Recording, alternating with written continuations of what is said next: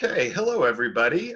My name is Nick Pope. I'm the programming director for Tallgrass. Thanks so much for tuning in to this Q&A for the short film that you were able to see for Engage Earth. We're lucky enough to have with us the director of that film, James Choi. Hello, James. Nice to see you again. Yep. Hey guys, always so awesome to be a part of Tallgrass. So thanks for having us. And we also have the subject and artist from that film, Denise Milan. Denise, nice to meet you. Thank you for joining us. Oh, I'm happy to be joining, in this international process that connects us all. Yeah, and so where are you currently, Denise? Are you in Brazil? I live in Brazil. I live in São Paulo, but right now I'm in Bahia. That is a very beautiful tropical place here. Oh, wonderful. Well, that sounds great. Well, thank you for taking the time to be here. So, so let's start at the beginning. So I noticed. I noticed when in the credits, Denise, you've got a piece of your work there in Chicago. So I guess, James, I'm wondering how you got connected with Denise, how you became familiar with her work, and maybe how you made the trek from Chicago all the way to Brazil to sort of make the film about Engage Earth. Yeah, so the film that I had actually played at Tallgrass, Empty Space, had played at a festival in São Paulo, and I was out there for that. And Denise and I had mutual friends who have a magazine out there through New City, and she had come to the festival, and they had invited me to go out to dinner. It was a really random meeting. They were like, she's got a Chicago connection. You're from Chicago. You should come out and hang out. And that's where it started. And we were complete strangers.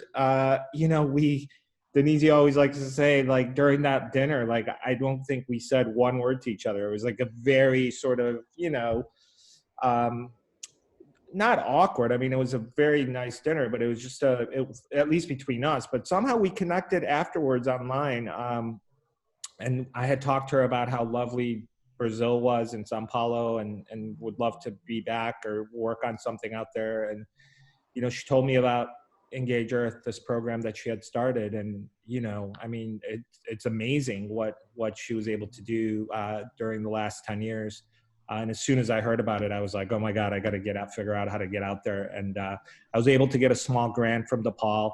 And then the rest is history. Just like the second meeting was so funny, Nick, like just having met her at dinner and then like talking to her online and then all of a sudden packing my stuff to go meet her out in Sao Paulo was wild. And, now I feel like, she's definitely family. And it's just amazing what these sort of journeys and the process of filmmaking can provide beyond the film. So it's been amazing. So, Denise, do you mind telling us a little bit about your maybe your art background? I mean, have you? I don't know. Did you maybe start in another medium, or have you always sort of been interested in sort of earth art, so to speak, and recycling? Sort of found art kind of things. I started doing collage because I always liked to bring realities together. And collage was a way of bringing them together. And then suddenly from collage, I went to three-dimensional collage. Then light came playing a very important role. And it became like a small theatrical scene. And from there, I went to performance and sculpture and stone. And I understood stone as a metaphor that could link people to their existential past. And I really decoded the whole creation of stone. Earth is a big stone in the cosmos. And then to play with this idea inside a community was really a very fantastic challenge. I had the support. We have a team that works together, that is the team of Engage Earth. And it was to go through 10 years going there, and really understanding how that was meaningful for them, and the feedback of how they could tell about their own realities, their difficulties, through the narrative of a stone. And what is wonderful is a stone is a very neutral, it's neutral. So people could address their own imagination towards it. So what we did is I shared a narrative that is the Opera of the Stone with them, bringing the lessons of the stone in the sense of how you can survive and how you can face the obstacles of daily life. The children brought their problems and their daily life conflicts to the whole thing. And what came out of this is amazing, because James really captured the essence of this story. And it was not easy, because it's not that he was with a team of of filmmakers. He was there, and everybody collectively helped him do this film. It was a very aggregation.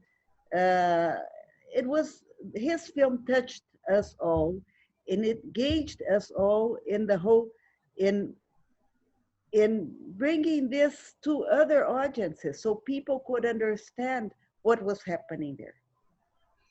James's approach has always been very DIY, so I definitely understand what you're saying there. You mentioned the kids there, and I'd like to expand on that a little bit, because obviously, you know, the education aspect seems to be very important to all this. And I guess I'm kind of wondering, you know, does this sort of approach, I mean, you know, because I mean, this isn't putting, you know, a paintbrush in a kid's hand and sort of teaching them to paint, or, you know, giving them clay and helping them sculpt something. So I guess, you know, I'd like to, if you could maybe talk about how you sort of engage kids, you know, because I mean, you're helping them, you know, make costumes out of recyclables and that kind of thing. But, you know, one of the subjects in the movie kind of talks about, oh, well, we must be talking about diamonds or something here. I mean, and so when you talk to kids about rocks, you know, I mean, that's kind of got to have an impression at one point, but sort of how you sort of engage with the kids on sort of, you know, a different level a little bit. Well, the thing is, what the narrative, there is a narrative of this amethyst. An amethyst is a formation in earth, and the drama that it passes for its own birth, to be born, and how all the steps of transformation that it has to dwell to become a precious stone. And then when it becomes a precious stone, everybody wants to be precious. Precious is something that we were born to be precious, but we forget this. And also the kids over there. So I think it's beyond the kids. It's something that it talks to human life. And you spoke about education. I believe this whole story is bigger than we even can understand right now. It talks about an education that can change our consciousness towards where we live, that is Earth, and towards each other. How can we counteract? How can we be together with a different perspective of life, with a quality that can be raised, and just by learning from nature? So I think that children, they're very receptive, maybe even more receptive than grown-ups, because they can play with imagination. And imagination played a very important tool on this, okay? And just jumping to James, James came with a very open spirit, you know, and he was here as well to learn, and to learn about this reality that was different from his. But what touched me, and why I thought James would be so important in directing this film, is that I had seen his film before, Empty Space, after this dinner that we didn't talk a word. I saw his film and I said, well, this person has a special soul and has a special human understanding. And to catch the spirit of this whole experience of 10 years, we had to have somebody who had this possibility of being open to this creativity that was arising from the hippie hoppy, from the children, from the singers, from the leaders of the community. It was, everybody was living this adventure in a very epic way and introducing daily life to the epic universe. So it was joining epic and daily life, and understanding that our daily life is epic or can be epic. James, I can kind of picture you sort of just hopping on a plane and sort of being a one-man crew and going out to make this movie. Was there any particular challenges you faced sort of going and trying to make this documentary on your own? Because, you know, like Denise said, you kind of maybe had to use sort of maybe some of the locals to assist in making this. Oh yeah, I mean, just to start with, and you know, the language, right? I mean, I don't speak Portuguese, so going to Brazil, like one of my first experiences being completely naive and ignorant to that process, partly being American, was going there and going like, assuming people were going to speak English. And it's like, why would that assumption is so ridiculous? And it was like, people don't speak English there. Why? They don't have any reason to. And so, you know, that was a big challenge to overcome. But as Denise said, part of it was, you know, going there with an openness to discover and learn what this was all about. You know, going back to sort of your practicalities of what is it that the kids do. I think, as Denise mentioned, it's about opening up their imagination and receiving this information, which could, you know, at initial thought and initial sort of exposure can feel sort of esoteric at times or feel sort of more philosophical. And then you start to realize the practical sort of lessons that this brings.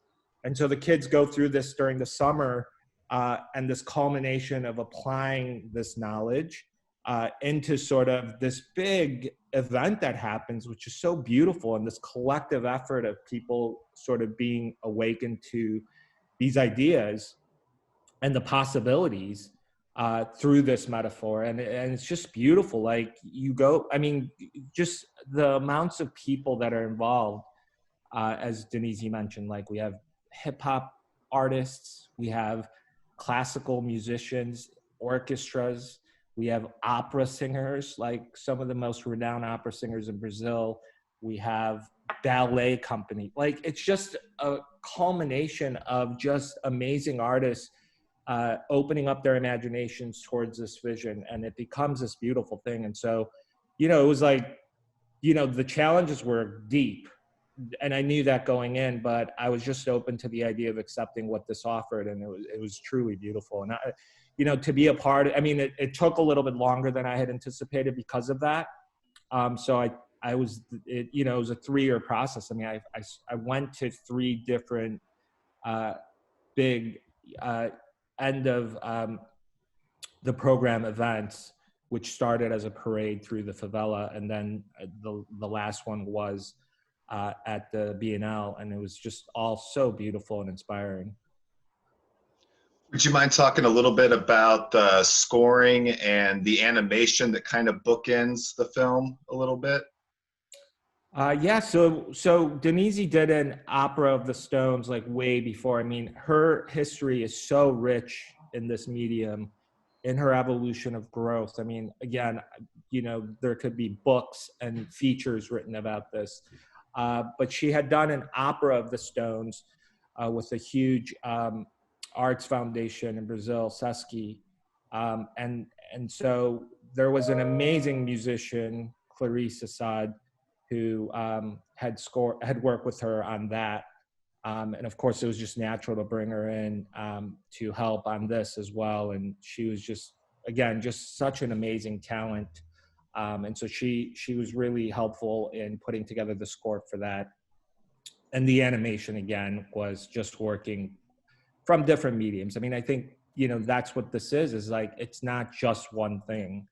And it's about art in all forms coming together, and the power of that, and the power and the language of that, whether it's something physical we see, or whether it's an animation or music, and all these things coming towards this idea of this metaphor and the stones that it represents is, so I just had ideas of just trying to figure out how I can incorporate all the things that is what Engage Earth is, and trying to capture that. So what's on deck for both of you next? Loaded question, maybe? yeah, so many things, but Denise has tons of stuff going on, and you want to start, Denise? Well, I'm working with a team of scientists and searching on the and of MIT, amazing people, and we are really looking to the parts of the narrative of the stones that we are unaware, and make a relation to parts of ourselves that we are unaware. And this is one of the projects, and it's going to it was supposed to happen right now. It's being delayed. We are just doing the whole research, but it is amazing to work with different possibilities and people who think differently. So this is one of the things that is happening. I'm right now being part of an exhibition in Venice that is called Unbreakable Woman in Glass. And I did this banquet of earth. That is this, the banquet is a table that is the planet, and the food, the nourishing is the, what can nourish humanity, and how these, if we eat our origins, if we can get these minerals and really integrate with them in a different way, we will become part of this whole experience. So this is happening in Venice. There's other story with the people of MIT and Arizona. Brazil, we are doing a big event now in the end of the year. So, and the whole story about the community also. We are thinking of, you know, how in this time of pandemic and crisis and COVID-19, how we can continue to do Engage Earth, because you have to understand, Engage Earth happened. The last moment that we got everybody together was at the Museum of Modern Art in São Paulo, that James came. We showed the documentary, the singers, the young singers sang with the hippie hop and the opera, amazing people. And we did this very beautiful presentation, you know, and this was shown at the museum and at the same time at the community, making, you know, a bridge between museum and community, breaking walls, you know, opening all the walls. But right now, it's a challenge. We are finding the new ways for this to happen. Hmm? James, I want to hear you. Yeah, well, I mean, you know, again, on this front, this is just a start. Again, I was fortunate enough to be a part of this small piece of the puzzle. You know, especially in this day and age, we feel like this message, what Engage Earth was in Brazil and how it could be applied to the rest of the world, and the way that we can connect to Earth, and the way that we can connect and use this as sort of a guide, and the stones and the metaphors that's been created to sort of serve as a shining light for us to sort of follow and find inspiration from. So, you know, the possibilities here, and Denise just tapped into one element of what's going on in her world, in the world of art, that relates to this. And of course, you know, we're always talking and we're always sort of figuring out ways to expand that reach and get this important message out to people. So that's always exciting. And again, she'll be a part of my life forever. And then, of course, I just, you know, Nick, I have all sorts of crazy madness and projects happening. COVID's been a little bit of a challenge, but, you know, just ready to get a couple of projects off the ground with Alex, the director of St. Francis. some amazing other directors, and then writing my own transcontinental feature that I'm writing about fake funerals set in Korea. So that'll be really, really fun as well. And I'm really excited to get that going. Well, awesome. Well, I want to thank you guys for taking a little time to chat with me. And this film really is just a lovely companion piece to Thumbs Up for Mother Universe. And sort of some of the things that are done in this movie are pretty similar to some of the things that Lonnie Hawley has done in his career, and sort of finding beauty in things that maybe if you're not paying attention to, you might not find beauty in otherwise. So I think that people really find value in both of these films. So thank you guys both so much. Please continue to stay well, and look forward to hopefully seeing you guys again soon. And yeah, when we get through all of this hecticness, we'll have to get you guys to Wichita one of these days. And James, look forward to seeing you again. And thank you again to you both. We really appreciate it. So Nick, it was wonderful you provided this talk. I think these are opportunities for us all to rethink what we do next, what is our position as artists, as engagers, and I really would like to thank you for bringing us together and conducting the talk in such a beautiful way. Huh? My pleasure. Thank you. Thank you. Yeah, thanks, Nick. Always a pleasure. As I said, always so honored and thrilled to be a part of Tallgrass. So looking forward to. I'm so glad to share this with the audience there, and hopefully we get back to some sense of normal, and we can all get together for a drink and a toast and new experiences and new films. Cannot wait, guys. Thank you guys so much. We'll talk to you soon. All right. Bye. Ciao. Ciao, ciao.